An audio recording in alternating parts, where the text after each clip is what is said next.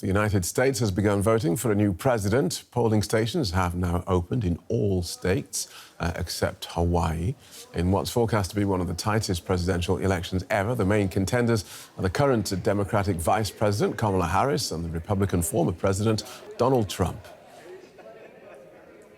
Well, straight to DW special correspondent Aya Ibrahim in Washington, D.C. Welcome, Aya. What's the mood like there in the U.S. Capitol?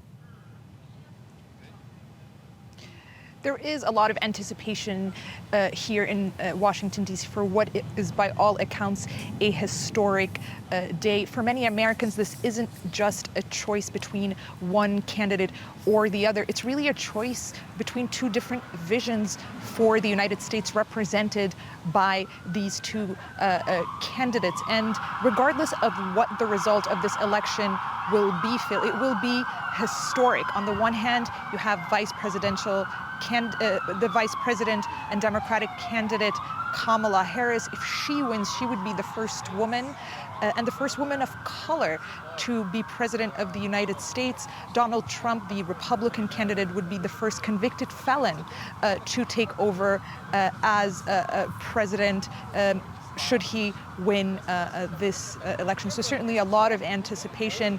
And I've been speaking to many voters over the past couple of days. And of course, there are issues like immigration, the economy, women's rights, the women's right to choose. But also for a lot of them, it is democracy and what this country stands for that's on the ballot today. And are polling stations busy? That's right. As you mentioned, there all polling stations in all states but one have opened, of course, because Hawaii is in a different time zone, so it will be opening a little bit later. And so far, we haven't really been hearing about any major disruptions at polling stations. There is an incident, however, in the state of Florida, where Donald Trump will be watching the results tonight. One state website where voters actually go to check their registration status is reporting some errors this morning, but we have heard from state officials saying that they're on this issue and that they are offering voters affected alternatives to check their voter registration status and to vote. Also, a polling station in the state of Missouri has been knocked out by flooding. Power at that polling station has been knocked down as a result of flooding, but no major issues at polling stations reported so far. But it is still early hours, and it will be a long day before polls close later tonight here in the United States. Okay, thanks for that, Aya. DW special correspondent Aya Ibrahim in Washington. Well, campaigning ended with Kamala Harris and Donald Trump making their final pitches in key swing states. Democratic candidate Vice President Harris held her last rally in Pennsylvania, which featured performances from Lady Gaga and other stars. Former President Donald Trump held his final rally in Michigan, another key swing state. We know it is time for a new generation of leadership in America. Vice President Kamala Harris making her last pitch to voters in Philadelphia in the crucial swing state of Pennsylvania. Stars including Oprah Winfrey and Lady Gaga came out to support the Democratic nominee.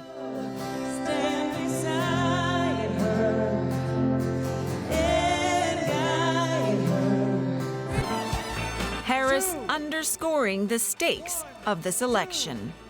So America, it comes down to this. One more day, just one more day in the most consequential election of our lifetime, and the momentum is on our side.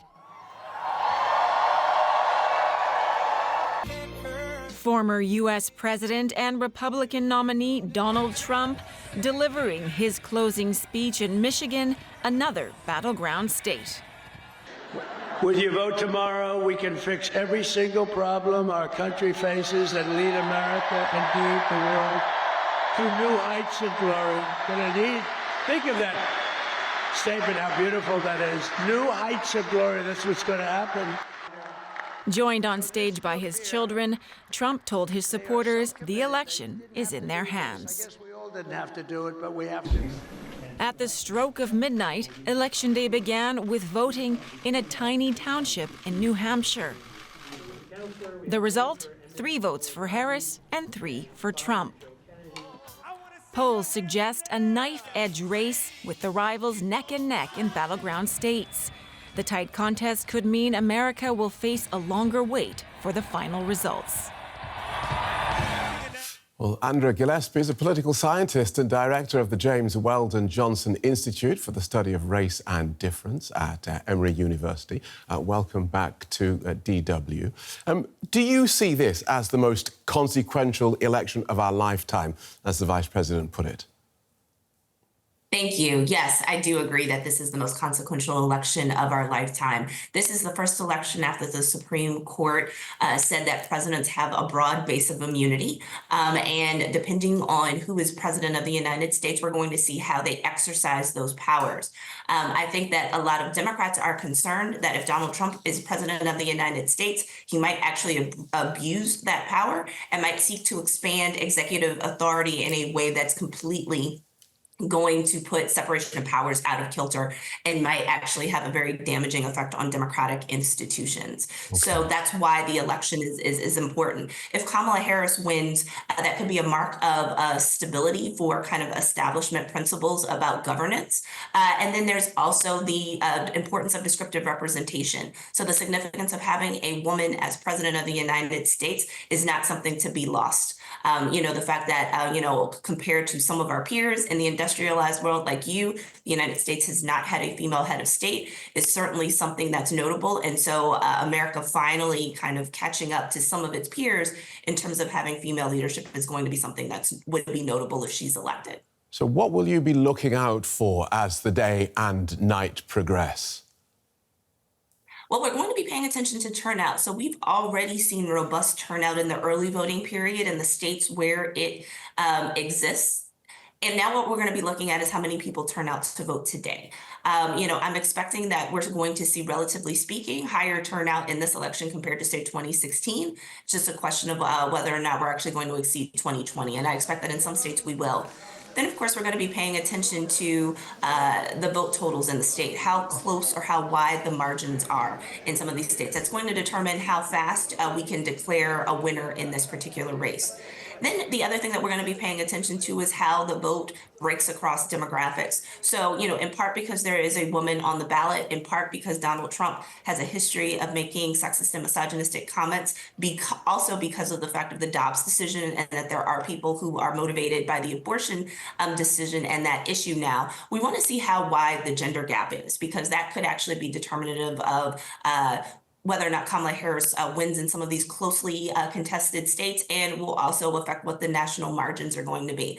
And we're also going to be paying attention to the turnout and the voting behavior of groups like young men, particularly young white men, and also African-American men. I'm also really interested in Latino late deciders. So a comedian made some really derogatory and insensitive comments about Puerto Rico at an event at Madison Square Garden in New York last week. I want to see how that reverberates amongst Latino voters who made up their minds in the last week about who they're going to vote for. Right. There was a lot of excitement ahead of Barack Obama's the election as the nation's first black president. What do you make of the mood surrounding Kamala Harris's candidacy when you look through the lens of race and gender? So each electoral campaign is different. And so it would be unfair to compare Vice President Harris's campaign to former President Obama's campaign. The circumstances by which she ascended to the top of the Democratic ticket were vastly different. She had a much shorter campaign. Her opponent plays by a different set of rules than John McCain played by. The exogenous shock of the 2008 campaign was the financial crisis. We're not operating under those conditions now, even though inflation is a serious issue in the United States. And, the dynamics of electing the second black president are different. And we shouldn't assume that the same type of excitement, or that we're going to feel exactly the same way about electing the first woman president. One, it's because the dynamics of racism and sexism, while certainly related to each other, tend to operate in very different formats.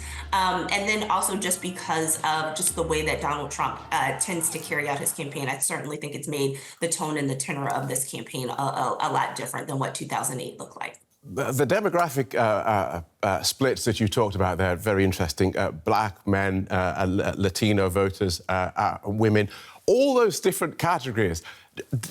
Pick a couple and indicate, tell us how you think their voting intentions appear to have changed between the last election and this election. Yeah, well, for young men, the bigger issue is how many of them turn out to vote. In general, young people turn out at lower rates than their elders do. We think that this is a life cycle effect. So when people are 18 and they don't know a whole lot about politics and they may not be the most responsible, they may not actually understand the importance of voting and might not participate. And 18 and people in their early 20s, they tend not to know a lot, may not feel confident about voting, so they may not participate. We can increase anybody's probability of turning out to vote by reminding them to turn out. And so all of the reminders and all the attention that's been focused on these communities, may actually increase voter turnout, but they're still not going to vote at the same rates as their parents and grandparents will. Donald Trump has made an effort to try to reach out to young men by presenting a certain image of masculinity that might be appealing to them. This has certainly been abated by aided and abetted by influencer culture that certainly promotes a certain type of manliness that argues that the Democrats are feminized and weak and that you don't want to buy into that type of weakness. So it's a question of whether or not people actually agree with that and then turn out to vote at high rates. We have seen Donald Trump also try to reach out to African-American men specifically to try to peel off some support. This is part of a longstanding strategy that the Republican National Committee has been involved in to try to reach out to Black voters, but Black men in particular. That's a fascinating analysis, and we thank you for it. Hopefully you'll come back and talk to us again. Andra Gillespie from Emory University, thank you. Thank you.